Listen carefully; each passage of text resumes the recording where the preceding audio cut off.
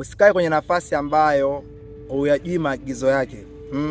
Na ukiwa upo kwenye nafasi ambayo huyajui maagizo yake, ni swala la muda hiyo nafasi utaiacha.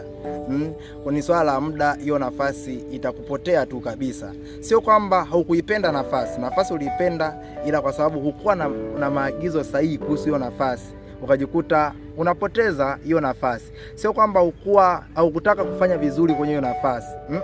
Hapana, ulitaka kufanya vizuri kabisa kwenye hiyo nafasi, ila issue ni kwamba huna maagizo yatakao kufanya ufanye vizuri kwenye hiyo nafasi. That's why utaipoteza nafasi au hautafanya vizuri kwenye hiyo nafasi. Watu wengine walikuwa na huduma kubwa kabisa, lakini zile huduma amezipoteza, na akiangalia anahisi kama ni kitu gani ambacho kimenifanya mimi nipoteze ile huduma. Alikuwa na huduma kubwa, alikuwa na kalama kubwa sana, alikuwa na kipaji kikubwa sana, lakini kile kipaji hakijamfanya aende popote. Issue ni nini?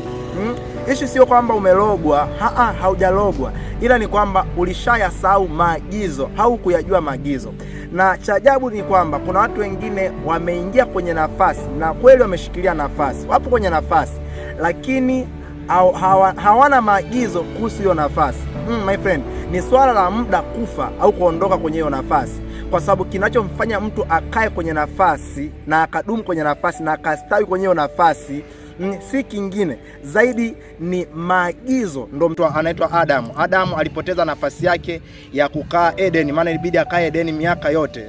Lakini kilichomfanya apoteze nafasi ni kwa sababu alikiuka maagizo, hakuyashika maagizo. Mungu alimwambia usile tunda na akala. Kuna mtu mmoja hivi anaitwa Sauli aliagizwa nenda kwa Amaleki. Ukifika kule kwa Amaleki nenda kaue kila kitu, lakini Sauli hakufanya hivyo.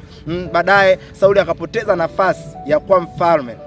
Kuna mtu mmoja hivi kuna mtu mmoja hivi anaitwa Samson.